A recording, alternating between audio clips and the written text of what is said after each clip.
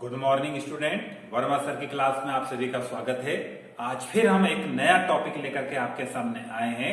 हमारा आज का टॉपिक है कंपाउंड माइक्रोस्कोप या संयुक्त सूक्ष्मदर्शी।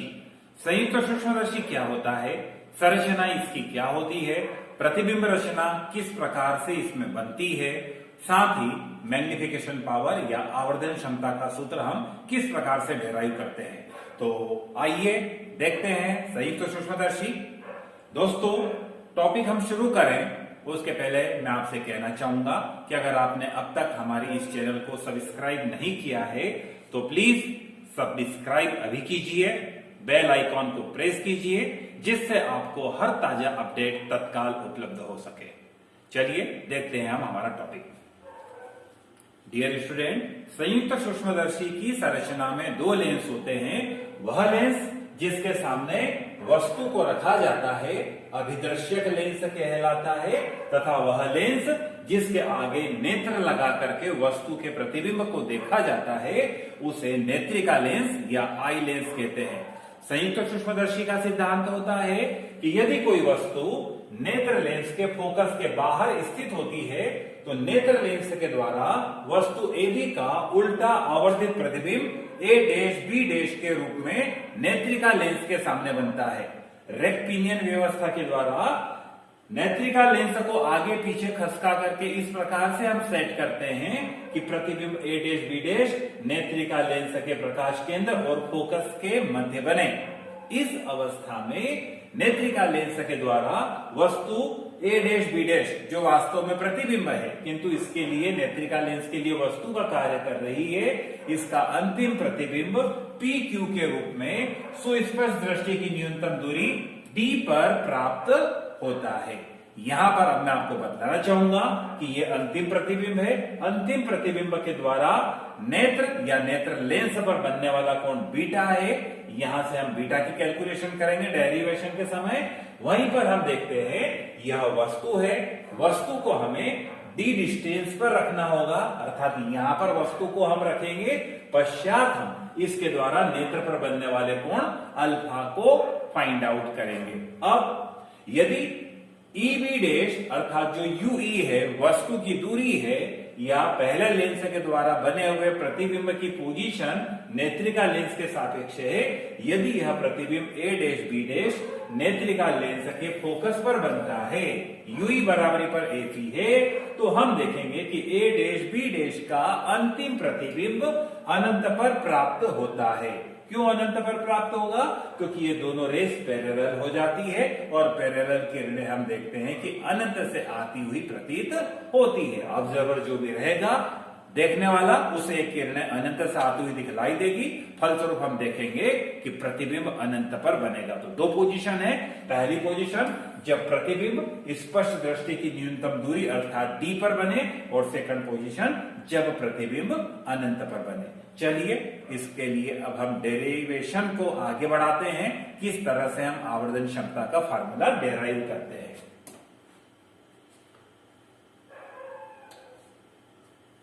डियर स्टूडेंट, जैसा कि हम जानते हैं सूक्ष्मदर्शी की आवर्धन क्षमता F = बीटा अपान अल्फा होती है। चूंकि बीटा और अल्फा की वैल्यू कम होती है इसलिए इसे हम tan बीटा अपान tan अल्फा के रूप में लेते हैं।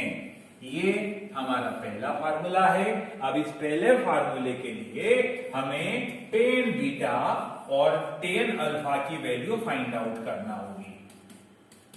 डायग्राम के अकॉर्डिंग यदि हम चलते हैं तो हम यहां पर देख रहे हैं बीटा, तो tan बीटा अगर हमें निकालना है तो A', B' अपान EB'। इस ट्राइंगल की हेल्प से हमने tan बीटा को फाइंड आउट कर लिया, A', B' upon EB'।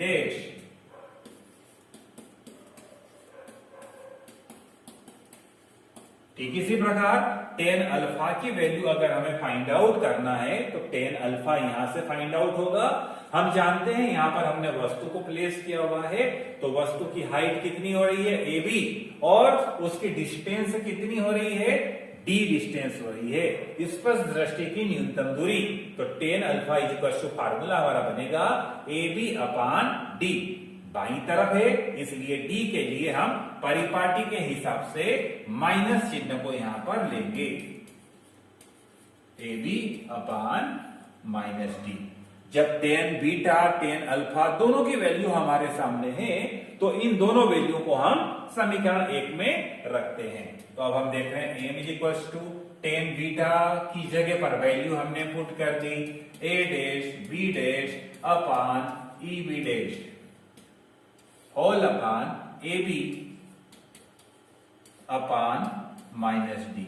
Are हम इसको इस तरह से भी लिख सकते हैं, A dash B dash upon A B into upon का अपान में डी था, ऊपर लिखेंगे उसे और अपान में लिखेंगे हम ई बी डैश को।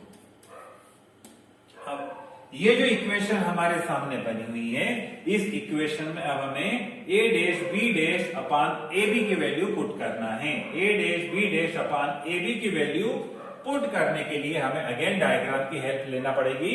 अकॉर्डिंग टू अवर डायग्राम हम देख रहे हैं ए डैश बी डैश ओ, साथ ही हम देख रहे हैं ए बी एंड ओ, ये दोनों ट्राइंगल समरूप है, कोग्रेंट ट्राइंगल है। जब कोग्रेंट ट्राइंगल है, A dash B dash O triangle A dash B dash O and triangle A B O समरूप है। जब ये दोनों ट्राइंगल समरूप है, तो इनकी इक्वेशन बनेगी A dash B dash upon A B is equal to O B dash upon O B. A dash B dash upon A B is equal to O B dash upon O B.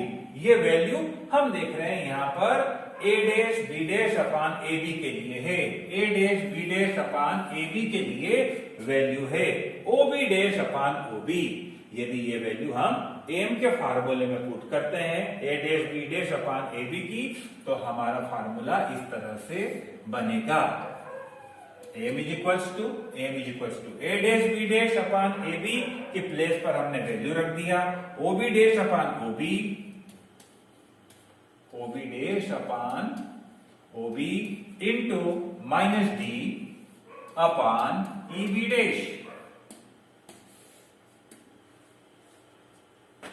अब हम देख रहे हैं आपके सामने formula बन करके आया हुआ है, O B dash upon O B, M is equal to O B dash.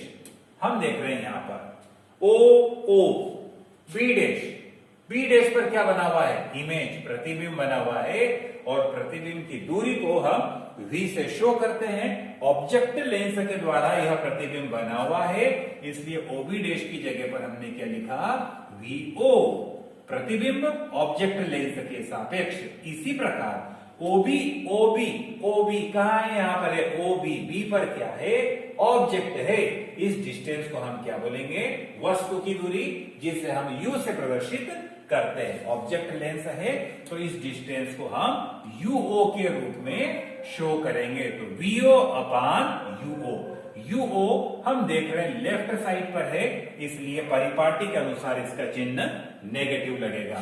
साथ ही अब हम देख रहे हैं माइनस डी है अपान में EB डैश, डायग्राम में हम देखते हैं EB dash is equal to UE। यह प्रतिबिंब जो बना था द्वितीय लेंस के लिए वस्तु का कार्य करता है, इसलिए यह वस्तु हो गई और नेत्रिका लेंस के सापेक्ष, तो EB dash is equal to UE।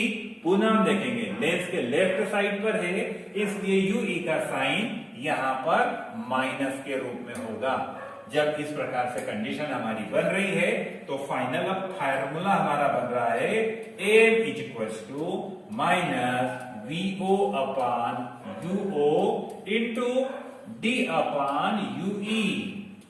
ये जो इक्वेशन हमने यहां पर बनाई है, ये इक्वेशन हमारी सेकंड बन रही है। पहली हमने बनाई थी tan beta upon tan alpha के रूप में, और जब टेन बीटा टेन अल्फा की वैल्यू हमने पुट की है, तो M is equal to minus VO upon UO into D upon UE के रूप में ये मैग्निफिकेशन पावर या आवर्धन क्षमता का व्यंजक हमारे सामने बना। अब जैसा सरल सूक्ष्मदर्शी में हम करते हैं, यहां पर भी हमें दो पोजीशन लेना पड़ेगी, जो कि डायग्राम में देख रहे हैं। पहली पोजीशन, जब प्रतिबिंब स्पष्ट दृष्टि की न्यूनतम दूरी डी पर बने, ये पहले वाली कंडीशन है। तो हम देखते हैं पहले वाली कंडीशन के लिए फर्स्ट पोजीशन, जब प्रतिबिंब अर्थात वीई कहां पर बने, डी डिस्टेंस पर बने। ये पहली हमारे लिए कंडीशन है।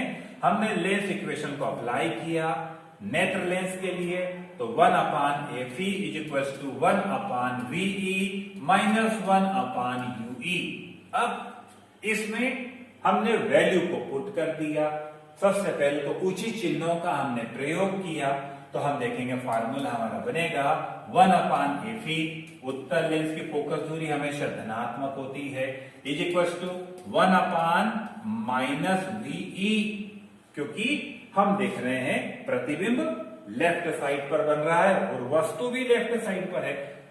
प्रतिबिंब भी लेफ्ट साइड पर बन रहा है ई लेंस के, और वस्तु भी लेफ्ट साइड पर है, दोनों की डिस्टेंस नेगेटिव हो जाएगी। माइनस लगाया 1/-UE, तो हमारा फार्मूला यहां पर बना 1/Fe is equal to 1/-VE plus 1/UE। Condition हमारे सामने है, VE की प्लेस पर हमें VE की वैल्यू पुट करना है, तो VE की वैल्यू कितनी है, D है। VE की प्लेस पर VE की वैल्यू रखते हैं, 1/Fe is equal to 1/-D plus 1/UE। पूरी इक्वेशन को D से मल्टीप्लाई करते हैं। जब पूरी इक्वेशन को D से मल्टीप्लाई करते हैं, तो D/Fe is equal to D/-D plus D/UE। D से D हम देख रहे हैं कैंसल हो रहा है, और D/UE का फार्मूला हम बनाते हैं कि D/UE is equal to minus का 1 यहां पर है, इधर आएगा प्लस में हो जाएगा, और साथ में यहां पर है D/Fe। ये वैल्यू हमारे सामने आई है D/UE की। ये जो D/UE वैल्यू है, ये हम इक्वेशन 2 में यहां पर पुट करते हैं। जो फार्मूला हमने निकाला हुआ था उसमें D/UE की जगह पर उसकी वैल्यू रखते हैं। तो M is equal to minus VO/UO